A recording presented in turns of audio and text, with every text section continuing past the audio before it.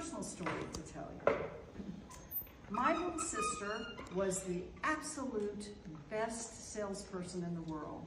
She could sell ice to Eskimos. She was great. So when she graduated from college and got her first job, she was a sales rep for a company called More Business Forms. And More Business Forms created all kinds of forms for businesses, 3-part forms that would allow them to track things in their ERP systems. It would do all kinds of things. She printed everything. She got really successful there, went on to her next company that did printing forms, and the next company, constantly increasing her salary.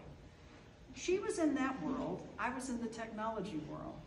And one day I said to her as we were talking, you know, HP's developing those really cheap printers that people are they're gonna use. How do you look at forms now that we've got this printed capability? She goes, I'm not gonna worry about it. And then I was looking at sales reps and even technology that were being replaced by inside salespeople or by internet sales. You know, there were lots of people being displaced. But she didn't heed my warning, and a couple of years later, in comes the company that buys up all of the forms people and puts her company out of business. And she found herself on the street at 50, not having changed her job. I tell that story because there are 2 valuable lessons. One is that technology is going to change things for you. There's no doubt about that. And we'll talk a little bit about how AI, the latest and greatest of those technologies, can change things for you. But the second part of that story is really important. The second part is that my little sister did not recognize her value in this world. She didn't recognize her value. And I think in this world, today, that's the one thing that women have got to do, is to recognize the value that they have. You know, selling ice to Eskimos is a value. You know, she should have been able to apply that to someplace else. And I think that when you start to look at the things you can accomplish, that makes a difference. So tonight, we're going to talk a little bit about AI. Everybody's heard about it. It's the hottest thing. If your CEO, CFO, CIO, any of those C guys haven't mentioned it to you lately, they will. Because it's sort of a race. Who's going to use AI to do something great and different? Who's going to get the first return on investment for an AI application? It's a lot of hype. And we're going to talk a little bit about how to distinguish the sizzle from the steak. Because it's a lot more sizzle nowadays than it is really capability that we have to look at. It's getting there, but it's not there yet. What we're beginning to see are the threats to jobs. That's exactly what the writer's strike was about this last couple of months at the beginning of the year. They were trying to figure out how AI would replace what they were doing in Hollywood. And it will. It can write almost as well as some of our big writers and authors. So there's a little bit of, oh my goodness, what's this going to do? Because originally, AI wasn't designed necessarily to take over white-collar jobs. It was designed to take over blue-collar jobs. And everybody felt all right with that. But the problem is that blue-collar jobs do not return on investment like replacing 5 or 6 white-collar jobs. So there's a real problem with how we look at AI and where it's getting applied. So every new technology that gets introduced has a double-edged sword. We introduced the internet, and what was the very first thing the internet did? Created pornography. It made pornography the biggest industry in the world. Well, that's what videos do. Yeah. It's been the biggest whatever. Yeah, exactly. Exactly. So when we introduced nuclear energy, for example, that was another one where the technology is really good. It can do fantastic things. It can also blow up things. You know, so we have to figure out how to use it. And in that equation, the only thing that makes the difference is the human being using the technology. That's it. So it's not the tool we create, It's the human that uses the tool. Today we're going to talk a little bit about what is AI. I'm going to give a definition. Thank you, Vicki, for starting that off. And then we're going to look at how it will affect your work and your career, okay? Because there are going to be some careers that are going away, but there are going to be some that are going to be brand new that will enter the market. And we need to talk about what it takes to have skills to do those careers. And what should you do to prepare for this AI world? Is there anything you can do, or do you just let it all happen to you? I think you need to remember my sister. Don't get complacent. Don't think that you've got it all worked out. So, what does AI say about AI? This was a fun thing to do. I went to the ChatGPT capability that's out there and said, what would you say you really are? And it came back with this answer, that AI is not about creating sentient machines and replacing humans. That's not what it's supposed to do. It's about creating tools that augment humans. And remember that word. We got to keep augmenting our capabilities. It's not magic. I know some people, and some people who just talk about AI think it is magic, that it does things that we don't think it should do. Now, there's a lot of times where AI algorithms will hallucinate, what we call hallucinate, where it actually creates answers on its own. That's something you have to watch for, okay? But for the most part, it's not magic. There are both positive and negatives. The important part about AI is that it has to be responsibly and ethically used, okay? That's not a technology. That's a human trait. Mm-hmm. So we have to be able to take that forward. So, Google says AI is the ability for machines to think, learn, and act like humans. To an extent, that's true.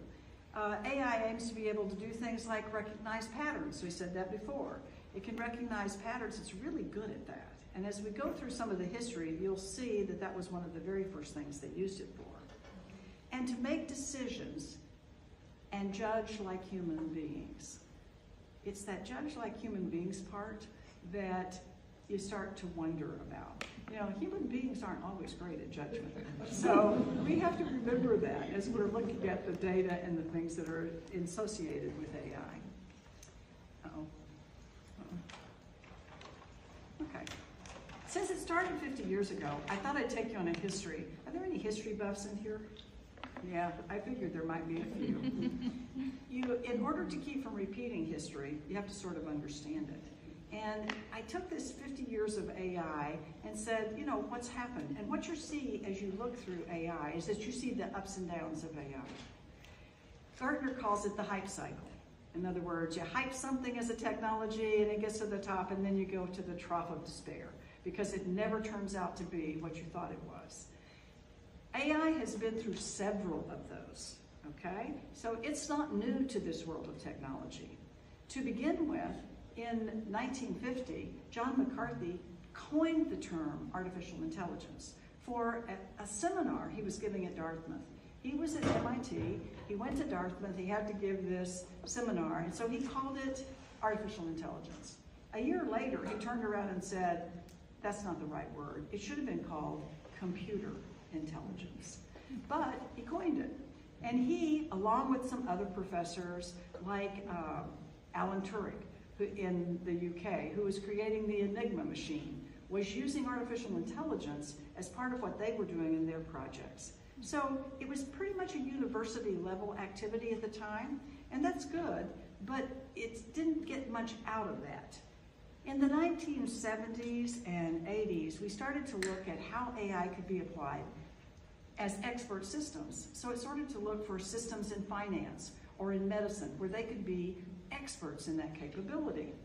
The problem at the time was that there wasn't a lot of data to make these machines smart enough to be experts.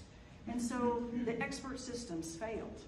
And you saw AI sort of go into a trough. It was about this time, it's my personal story, it's about this time that I went to a university here. I had graduated with my master's degree, but I wanted a degree in linguistics that would combine computer science in some way. Don't know why I thought that was a big deal, but I thought that would be a big deal. And I started in the English department, first mistake. And I asked the head of the English department if he would sponsor me to do an interdisciplinary degree across computer science and linguistics. He looked at me like I had three heads. And that was 1978, somewhere in the 80s. So the guys didn't quite understand that artificial intelligence, there were things called Lisp programming at the time that were trying to recreate the way we speak in natural language processing capabilities. I wanted to be part of that, but we couldn't get the things together. People had too much in their own little silos to be able to say that's where it needs to be. So machine learning came about in the late 1990s and early 2000s. And machine learning really sort of set the place where AI could succeed. Because machine learning could start to do things like predict what products will sell, predict what you will watch on Netflix, predict what the next quarter's sales are going to be. And that became very useful for people. So machine learning was used in that era to do those things. About the same time, about the late 90s, early 2000s, there was this phenomenon that came about called big data. In that area, everybody was talking about big data, okay? Big data, volume, velocity, variety, all the data in the world aimed at you to do something with it. And AI came on the scene then, back again, to see if it could harness big data. That's why today we're looking at this particular revolution or evolution where we have the combinations of what we need. We have the computing power that is there, and we have a lot of data. A lot of data. Now, a lot of that data may or may not represent reality. So you need to remember that when you're thinking about the data that has been collected. My husband, as we were reviewing this week, said I should tell this story about when we took scuba lessons in the early 90s. We had dive charts. And dive charts were designed to tell you how far down you could go, what you could do. And he said, remember that all the data that was used to create those dive charts were taken from men. So I could have died in this scuba diving exercise because I wouldn't have known exactly what the number was. But that's the kind of thing that we need to be aware of. The data itself, how we collect it, how we manage it, whether it really represents reality or not, is a very important thing. And then we get to generative AI, which is the thing that is just hit. That's why everybody's talking about AI, is because you can go to a prompt now, put something in, and it'll just spit out for you incredible things. And you're going to see a little bit about what it spits out in different situations. It'll spit out prose. It'll create a poem for you. It will give you directions with all the information around it. It can do incredible things. It can also do graphics. It can generate graphics. It can also generate a lot of things that are not so great. Somebody mentioned it earlier. Deep fakes, for example. It can generate those. And here's the other thing it can generate, and you need to be wary of. Do not leave your voice on your voicemail. Okay? Don't do it. Because someone can pick that up and mimic you for every word in the English language. Exactly your intonation, exactly how you would say things.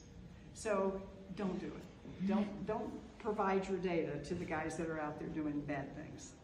We look at AI in two ways. Capability-based, what it is capable of doing, and functionality-based, what it actually does. Okay?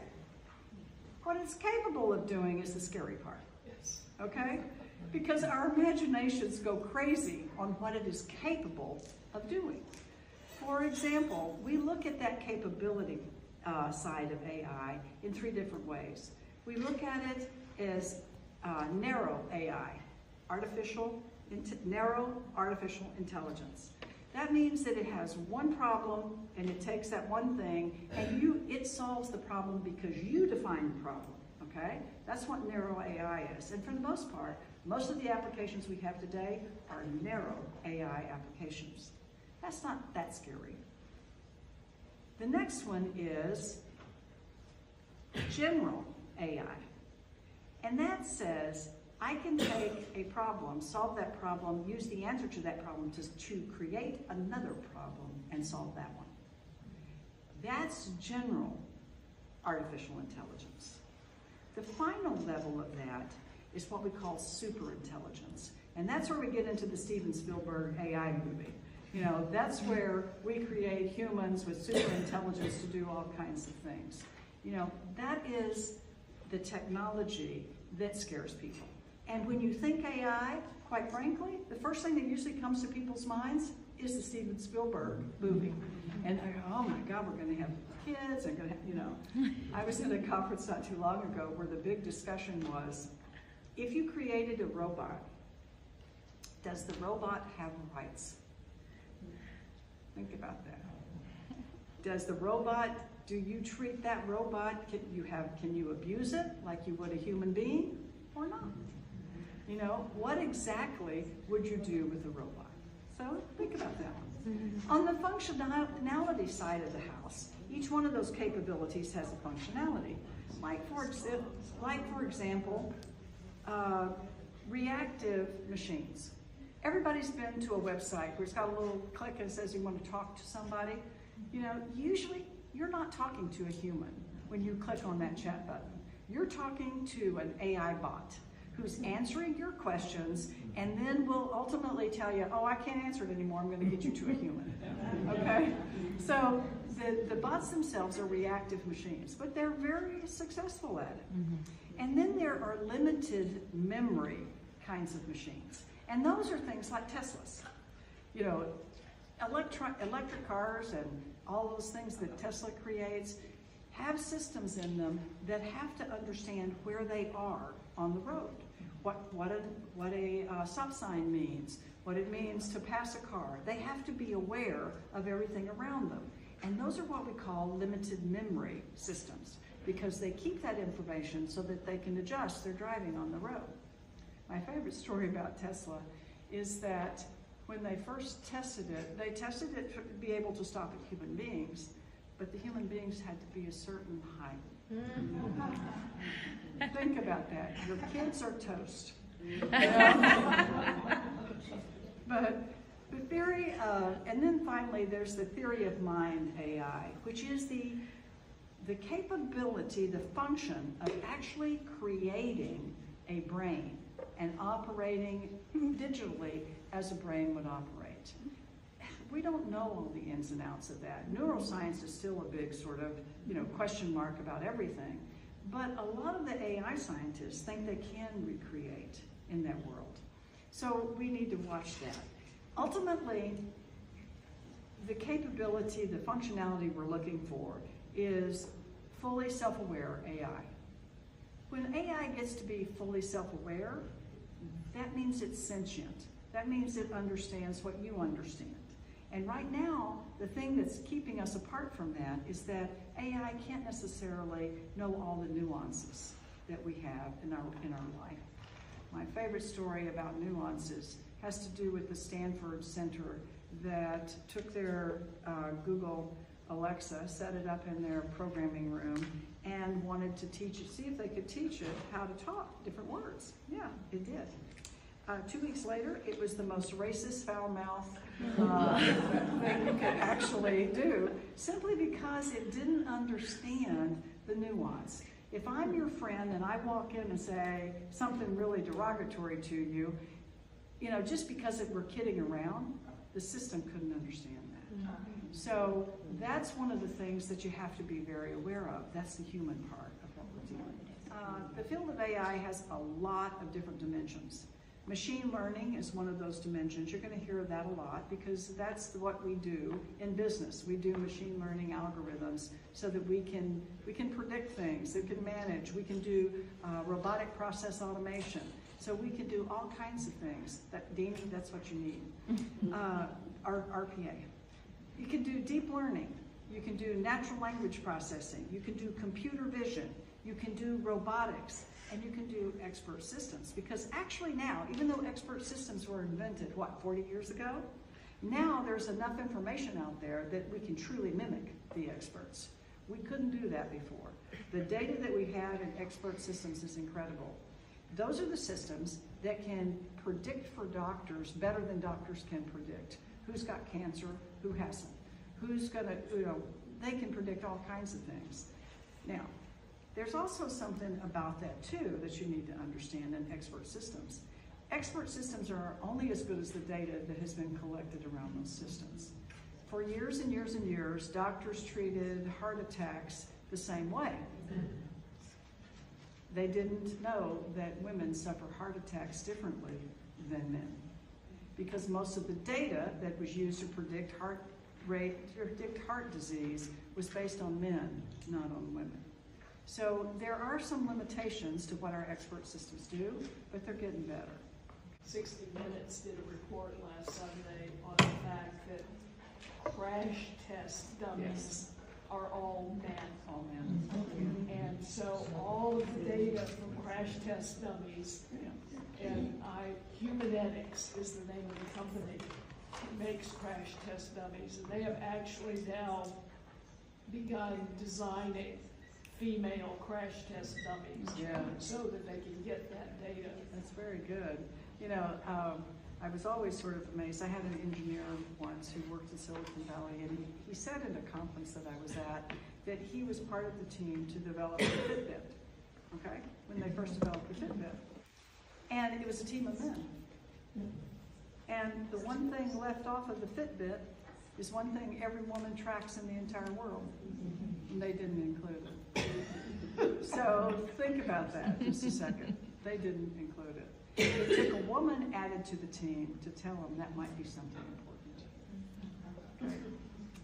So, how will AI affect you? We've got a lot of things that can happen in your world. What's going to happen for you? It's going to affect Pew Research says that it's going to affect you a lot. That workers with bachelor's degrees are probably more in line to be affected by AI than guys with high school diplomas. Okay? So what we thought before, the blue collar side, the repetitive task, that's not necessarily going to happen. It's going to be the white collar jobs. Women are more likely than men to be affected by AI. I did some research just to support this thing, trying to figure out why. And I think it's because women take jobs that are very detail-oriented, very specific. They're project managers, program managers, they're accountants, they're all the things where AI can actually come in and make a difference. And that's one of the places where women are going to be affected. Blacks and Hispanic workers are going to be less affected than whites and Asians, simply because whites and Asians have the jobs already, the white-collar jobs that are going to be needed. Workers in the most exposed jobs earn, and this is the trick, they earn $30 an hour on average, $33 an hour on average, while jobs with the least amount of exposure to AI, they earn about $20 an hour. So if you were a guy, if you were the CEO of a company, and you were trying to decide how to make your company more profitable, which one of those jobs would you seek to replace? Little ROI, a return on investment for that particular job. Now, I went to a site I'm very fond of. I love this site. It's called Will Robots Take My Job? Okay? I thought that was a cool title. And they looked at a lot of professions, and they did two things. They said, we're gonna calculate using AI whether we think this profession is going to be replaced or not. Okay? And then they went out to that profession and asked them if they thought they were going to be replaced by AI. This is where I think the big thing about AI is really the problem, is that our perception is becoming, we're thinking it's reality. And the fact of the matter is, we may perceive it's taking over our job, but it's not. At the top of this list, which I think you'll find interesting, is that when they calculated whether AI would replace teachers, there was only like a 9% chance. Yeah, it happened. That's pretty low. Guess what the teachers thought? 22% of them thought they were going to be replaced. So they either didn't understand what AI could do, or they were just anticipating they were just going to get replaced. So it's kind of interesting to look at this, at where the bravado is. My favorite is the bravado exists amongst programmers. Programmers, when you use AI to say, are you going to be replaced? 52% of them will be replaced. Woo-hoo. When you poll them, they go, nah, 48%. It's a lot lower. I was having this discussion with my son, who's a programmer, on Sunday night, and he goes, well, Mom, AI is never going to replace a programmer, because one of the things you need to know is that programming is an art. You know, and I thought, well, that's kind of true. You got to have that little special thing that makes your program more elegant than the next person's. So programmers, they don't think they're going to get replaced. Lawyers, yeah, we can probably do without them, but lawyers are on that list. Accountants have a high level of both expectation and reality. Accountants, AI is going to work at the accountant level a lot. Marketing managers think they're going to be replaced. They're not. You know, again, that depends upon how they decide what their value is. So there are a lot of things here that are in this that you're going to think is very interesting. There's a civil engineer I spoke to earlier, and civil engineers are on this list. Civil engineers, AI doesn't think it's going to replace any civil engineers, 0. But 34% of the civil engineers think they're going to get replaced. So there's this kind of perception that we're going to have all this AI stuff. You know, we don't kind of know how we're going to do that yet, but that's what the perception is. And perception is reality, so we have to work with it. I asked OpenAI itself, the people who developed ChatGPT, the Star, the Sam Altmans of the world, actually have created their own study to reveal which jobs will be affected. And what's interesting is that when they asked the humans and then they asked the machines, the humans and the machines came up with the same answers for the first 3 jobs, which I thought was interesting. The first job on the list, does anybody want to guess what it is? This is great because you can't see. Anybody want to guess what number 1 job is that the study said would be replaced with AI? Teachers. Do we have any mathematicians in here? No. That's the job. That's the job. Tax preparers and accountants, the second level. Financial analysts and news analysts, the next level. In fact, reporters are on that list as well, and journalists. One of the things, I don't know if you know this or not, but about 30% of your news is generated by AI already. Did you not know that? Yeah. About 30%, and it's been generated for a very long time. I say that because you also have to watch what you read. You know, they generate things like fillers really easily. They'll generate stock market reports, they'll generate sports, they generate a lot of sports reports. They're starting to generate some things in the political area. Because I caught a story the other day where they put Ted Cruz as a Louisiana senator. I was going, wow, well, that was interesting. Over there.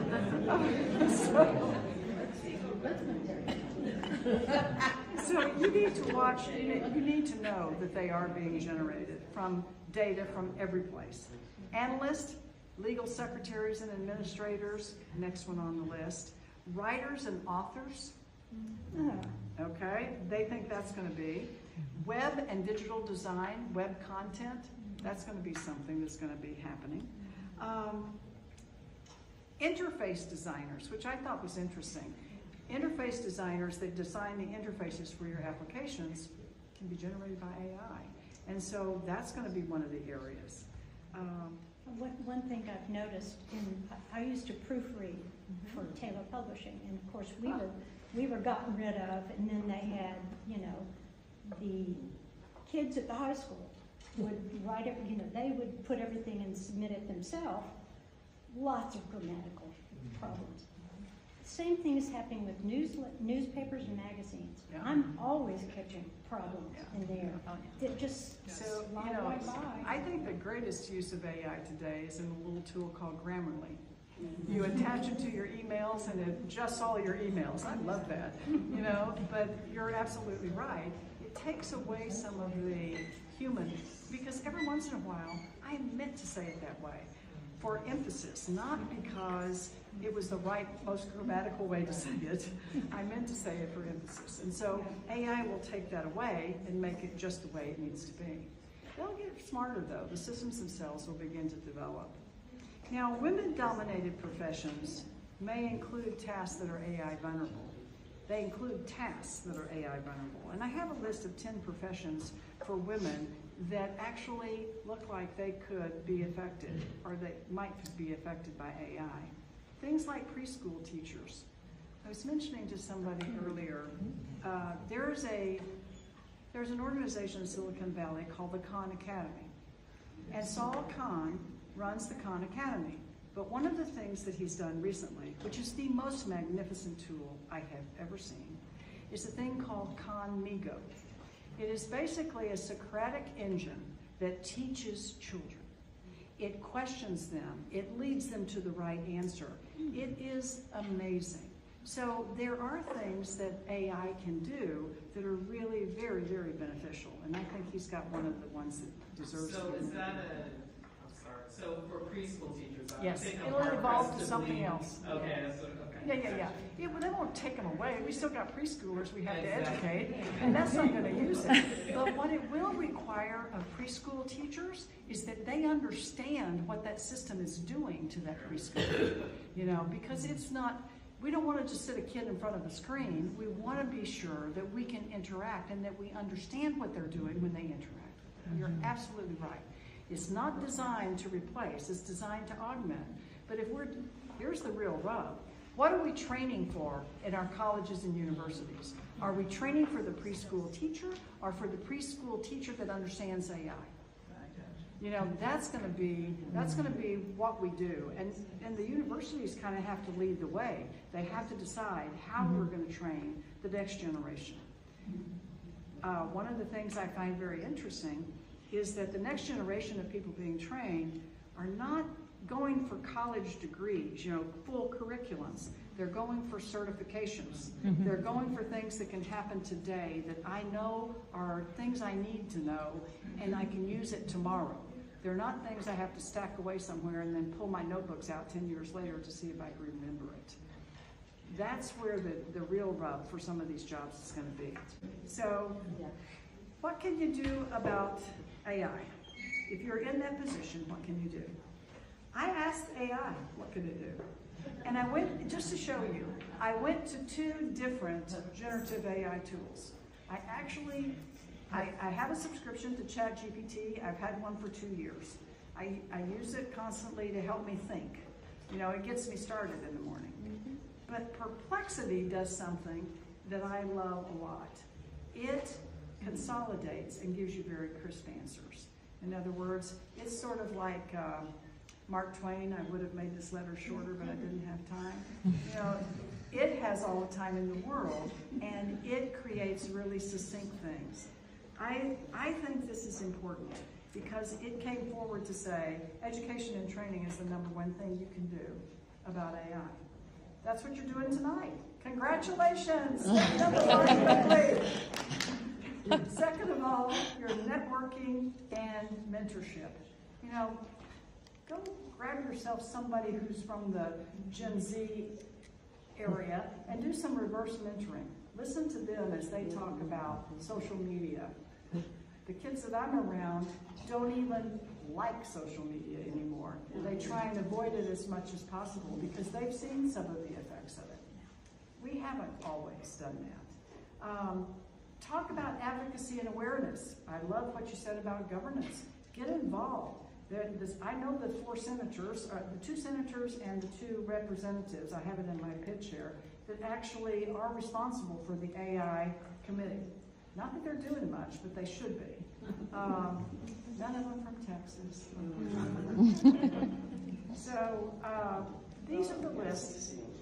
Huh? FCC too. FCC, right. The reskilling and adaptation is going to be really, really important. How do we reskill ourselves? And it's going to be a continuous effort. It's not going to be something that you do once and get over with it. It's going to be constant. So I created for you your own my own view of your navigating the future. Learn, absolutely. Number one thing, you've got to learn about it. That doesn't mean you have to be an expert in how to create an AI algorithm. It just means you need to know what one is. And more importantly, you need a list of questions that you can ask every time someone says, this is an AI-generated capability. Okay, where'd that data come from? What are you doing with it? How is it human tested? You know, think of all the questions that you could come up with to make sure that you learn about that before you put it in place. You know, there are lots of people out there that have died with AI applications that never got deployed because they did not do what they should have done. You know, and I've been part of experiments where we would generate activities that we thought, no, that looks a little risky. Don't know if we could go do that or not. Like, for example, using AI and the capabilities to look at sales reps and see where they need to be and who's more successful than the other and whether they're going to fire that one or move that one over. You can do all kinds of things to manage human workforces with AI, okay? Do you want to? Is that going to be something that's going to be your best value? I think that's where you need to be asking your questions. You need to protect your data. We've said before, don't leave your voicemail, okay? But also, make sure you protect all your data. I know it's fun to fill out those little things on Facebook where it gives you all these little things and it comes back and tells you what sign you are. Don't do it, because those people actually collect more data than anybody else on Facebook. I'll challenge you here. How many of you have clothes in your closet that you haven't worn in the last But aren't you keeping it for a reason? Because someday you'll have a reason to wear that dress. Someday you'll have it. We are hoarders by nature, and data is no different. We hoard it the same way. These are some resources that kickstart your understanding. Some of these are technical. These beginner, intermediate, and advanced classes have sort of technical bent. They're from Harvard and MIT, but the important thing about these, they're all free. You can go online and take all of these. Do we have a list of these that you can pass out to? You can have that. The other thing I want to mention is that there's a woman by the name of Courtney Abercrombie who's written a book called What You Don't Know About AI and How It Will Affect You. She was at IBM and she created the very first Chief Data Officer organization in the community. And she began to see that the Chief Data Officers, people in their organizations, were using this data to do things without the consequences associated with what they were doing. And so she started looking at what AI actually should be doing. It's a good book, just want you to know that that's out there. And here's some people to follow. I went through my list just to look at people that I paid attention to on the web a lot. One is Tristan Harris. He's kind of a naysayer when it comes to AI, but he's good. It's a good back opinion. May she comes from the corporate world, has a great view, and then there's Courtney. You should follow Courtney. The other person here is Rick Garner, and Rick Garner he is looking at AI and how it's used in human systems to train people. What are we doing with this great capability we have around technology, and how are we using it to move us forward? So these are just people, but you can look, you can find tons of them. There is no shortage of AI gurus out there. You just have to make sure that you pick the right ones, okay? Right. And then you can always call me. So thank you very much for your time and attention today. If you have any questions, let me know. Theresa.